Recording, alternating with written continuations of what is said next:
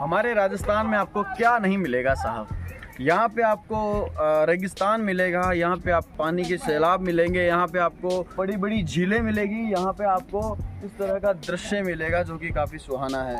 आपको अरावली पर्वत श्रृंखला में जंगल नुमा महसूस होगा, बड़े बड़े पहाड़ और रेतीले मैदान मिलेंगे। तो अभी जो मेरे पीछे आप दृश्य देख रहे हो, ये पूरा जो दृश्य है ना, एक फॉरेस्ट की तरह आपको दिखाई दे रहा है। और ये जो अरावली पर्वत श्रृंखला है, इसके करीब में ये है। जयपुर जैसे इलाके में आपको ये चीज़ें देखने को मिलती है। और इस पार्क में आके आज मुझे काफ़ी खुशी महसूस हो रही है, क्योंकि इन चीज़ों से रूबरू होने का मौका मिल रहा है। मैं ये जान के बड़ा खुश हो रहा हूँ कि हमारे राजस्थान में भी इस तरह की चीज़ों को बढ़ावा दिया जा रहा है। चलिए शुरू करते हैं।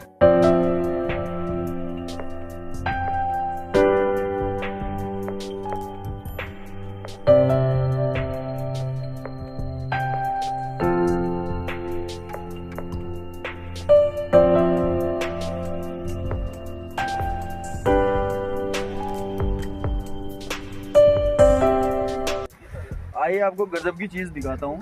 अक्सर हमारे राजस्थान में जो है तो हम कहते हैं देसी बबूल।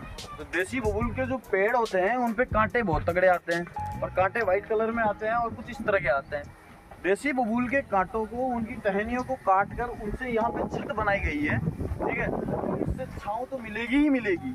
दूसरी चीज़ क्या होता है कि ये लुक में भी काफ़ी अच्छा लग रहा है। तो राजस्थान की चीज़ें हैं जो यहाँ पे शो की गई है। और गार्ड साहब यहाँ बैठे हैं क्योंकि यहाँ पे चीज़ों को ध्यान रखा जाता है कि कोई इनको क्षतिग्रस्त ना कर दे।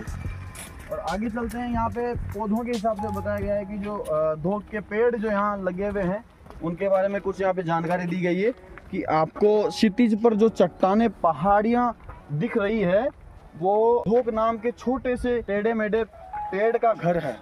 यानी जो चट्टाने आपको दिखेगी, इसके अंदर जो दिख रही है चट्टाने, ये घर किसका है? धोक के पेड़ों का घर है ये, ठीक है। तो इसकी गिनती दुनिया के सबसे अनोखे पेड़ों में होती है। अब ये हमारे राजस्थान में वाकई धोक का पेड़ पाया जाता है। पहाड़ों पर्वतों में आपको ये मिल जाएगा। और इसकी जो लकड़ी होती है काफ़ी मजबूत होती है, लंबे समय तक चलती है, ख़राब नहीं होती है। तो अनोखे पेड़ है दुनिया के, उनमें ये माना जाता है। अब ये जो पहाड़ियाँ दिख रही है उनका घर है। तो काफ़ी अच्छी इंफॉर्मेशन है और आपको अच्छी लगेगी। आगे वो बताता हूँ आपको। लोहा रंजित बलुआ पत्थर के बारे में यहाँ कुछ जानकारी दी गई है। और साथ में खुशी की बात यह है कि यहाँ पे एक डेमो भी पड़ा हुआ है। इसके बारे में ये बताया गया है कि जैसलमेर जिले के बलुआ पत्थर की जो चट्टानें हैं, ये समुद्र पानी के खारे तलों में बनी थी, ठीक है। यानी काफ़ी समय पहले समुद्र तल में काफ़ी खारे पानी में ये बन चुकी थी। और इनमें जो है जिनके पानी में लोहे की भरपूर मात्रा जो थी, तो ठीक है। इसकी जो जैसे आप इसमें फोटो में देख सकते हैं, और ऐसा ही जो डेमो है वो यहाँ पे भी आपको दिखाया जा रहा है। तो ये देख सकते हो, इसमें लोहे की जो मात्रा है वो भरपूर है। बलुआ पत्थर में हर जगह एक जैसी मजबूती नहीं होती है। जो इसके कुछ हिस्से दूसरे हिस्सों के मुकाबले तेजी से घिसते हैं। यानी कि ये जो बलुआ पत्थर है, कुछ हिस्से तो काफ़ी मजबूत होंगे, कुछ हिस्से से होंगे जो काफ़ी भंगुर प्रकृति के होंगे।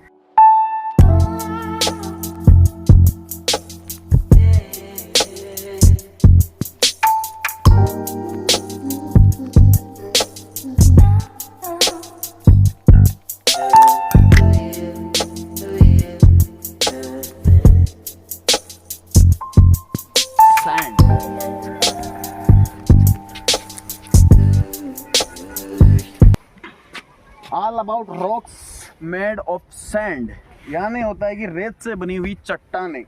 आपको इस क्षेत्र के अंदर रेत से बनी चट्टानें आपको यहाँ पे दिखाई देगी। यहाँ आप इसमें लिखा हुआ है कि राजस्थानी बलुआ पत्थर और ग्रेनाइट जैसी चट्टानें देखेंगे जो प्राय रेत से बनी हुई होती है, ठीक है।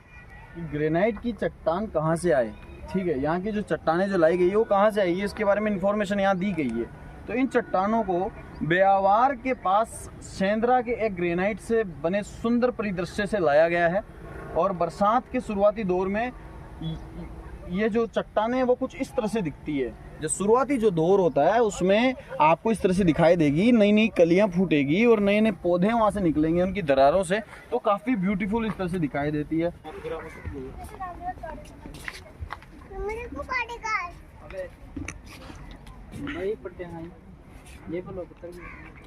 अब यहाँ पे आपको बहुत ही इम्पोर्टेंट जो है आपको जानकारी देखने को मिलेगी कि अभी मेरे सामने ये जो दृश्य आप देख रहे हैं इन पत्थरों का, इन पत्थरों में आप खुद ही देख पाएंगे कि अलग अलग कलर इनमें शो हो रहा है।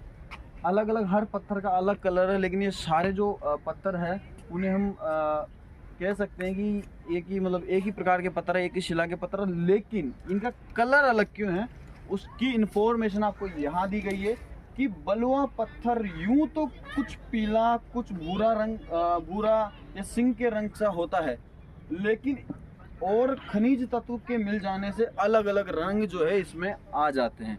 तो और अलग खनिज तत्व मिल जाते हैं तो उसके कारण इसमें क्या है अलग रंग आ जाते हैं, जैसे बैंगनी आ गया, गुलाबी आ गया, लाल नारंगी आ गया और धूमेल नीला आ गया। तो इस तरह की काफ़ी सारी वेरिएंट जो है इसमें कलर के प्रकार इसमें आ जाते हैं और अलग अलग प्रकार के बलुआ पत्थर बन जाते हैं। इस पार्क में आने के बाद में जो नॉलेज मिल रही है यहाँ की चट्टानों की, यहाँ के पेड़ों की और यहाँ के पत्थरों की ज़्यादा मुझे नॉलेज मिल रही है। और यहाँ पे दिखाया भी जा रहा है नक्काशी के बाबत यहाँ पे कुछ बताया गया है कि बलुआ पत्थर का जो इस्तेमाल होता है वो नक्काशी में सबसे ज़्यादा होता है, स्पेशली राजस्थान में संगमरमर से भी ज़्यादा इसका उपयोग किया जाता है और ये काफ़ी काम का होता है। हम अगर हमारे यहाँ के मंदिर देखेंगे, यहाँ के पुराने भवन देखेंगे तो वहाँ पे आपको बलुआ पत्थर की जो शिलाएं हैं उस पर नक्काशी की हुई मिलेगी और काफ़ी खूबसूरत आपको नज़र आएगी।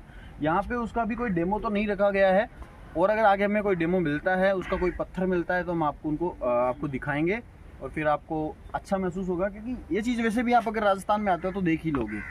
चलिए आगे बताते हैं फिर आपको कि पत्थर से रूबरू कराता हूँ, और जो कि मैंने भी आज इसके बारे में सुना तो होगा लेकिन कभी मैंने देखा नहीं, और ये इसके बारे में कुछ डिटेल यहाँ पे दी गई है जो मैं आपको कुछ पढ़ के बताना चाहूँगा कि रेडिएटर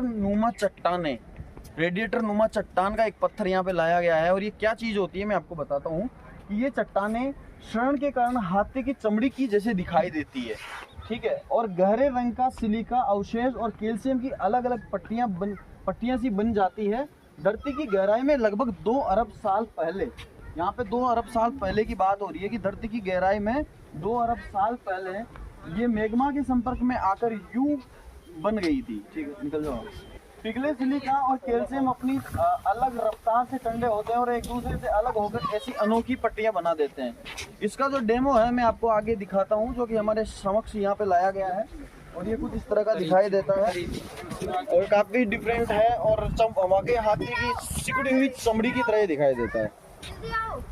बात करते हैं हम हमारे ही राजस्थान में पाए जाने वाले कुछ ऐसी चट्टान का या कुछ ऐसी शिला का जिसके बारे में कुछ अच्छी नॉलेज हम आपको देने वाले हैं। आबूर जीवाश्म। सबसे पहले तो जो नाम है ना यही अपने आप में एक कहानी रखता है। आबूर जीवाश्म यानी इसका नाम क्यों पड़ा, क्योंकि आबूर जीवाश्म ये जो हमारा जैसलमेर है, जैसलमेर में आबूर गांव के पास पाया जाता है और वहाँ से ये चट्टान निकलती है और इसलिए उसका नाम आबूर जीवाश्म रखा गया है। इसकी कहानी कुछ इस तरह से है कि ये जीवाश्म युक्त चूना पत्थर 11 करोड़ साल पुराना है और यह जैसलमेर के आबूर में पाया जाता है, वहाँ से निकलता है। और एक खास बात यह है कि उतले समुद्र की लोहे मिश्रित जो मिट्टी है उसमें मिली हुई है और इनकी जो खास आभा जो है इसमें समुद्री जो जंतु हैं उनके जो अवशेष हैं वो इसको एक खास आभा देते हैं, खास एक डिज़ाइन देते हैं जो आपके सामने आप इसे देख सकते हैं। इसमें हूबहू वो चीज़ें दिखाई दे रही है जो उसमें लिखा हुआ है। ये जीवाश्म के अवशेष हैं जो इसमें धंसे हुए और इन्हीं की ये चट्टानें बनी हुई है। लोहा मिश्रित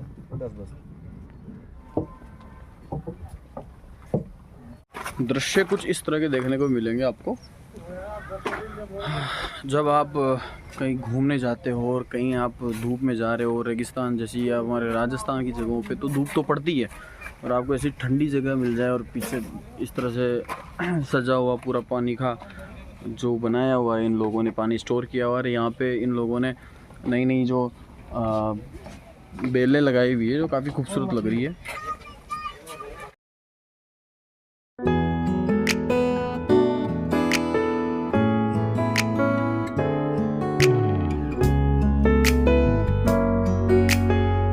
दृश्य देख रहे हो आप, इस झोपड़ी टाइप की जो चीज़ बनी है इसको बोलते हैं मचान, राजस्थानी में मचान कहते हैं। और यहाँ से आप जो है यहाँ पे जो धोरे हैं उनका नज़ारा देख सकते हो और मैं आपको वो सारे नज़ारे दिखाता हूँ जितने होंगे।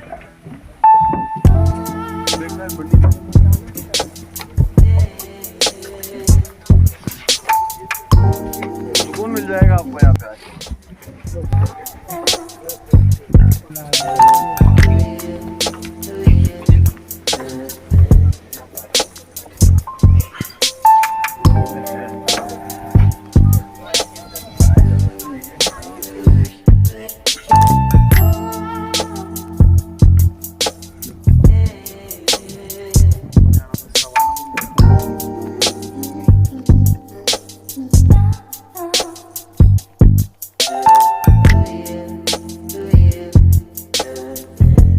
हार बेटा हमारे साथ रहने में ही है, फिर बता रहा हूँ मैं।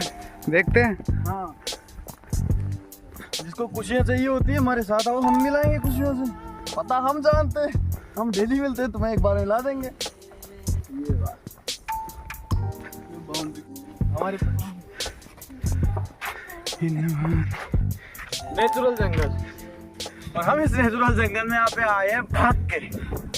लगभग हमने 500 मीटर की रनिंग लगाई है, वहां से जहाँ से रास्ता नहीं था लकड़ी का, सीढ़ी आई, सीढ़ियों पे भी हम भाग के चढ़े हैं। और उसके बाद में जो हमारी सांसें ऊपर नीचे हो रही है, और ये दृश्य हम आपको दिखा रहे हैं जो कि काफी गजब है। पूरा जंगल है, पूरा वाइल्ड है, और जानवरों में मैं कहूँ आपको पता नहीं कुछ मिलेगा ना मिलेगा, सांप जरूर मिल जाएंगे, बच के रहना।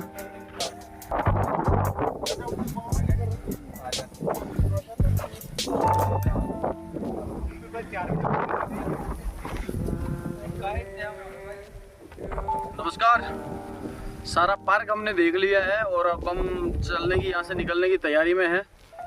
यहाँ पे आके जो महसूस हुआ या फिर इसके बारे में मैं जो आपको बताना चाहता हूँ, तो वो कुछ चीज़ें इस तरह से है। अगर आपको वाइल्ड लाइफ पसंद है, एडवेंचर पसंद है, तो यहाँ आइए।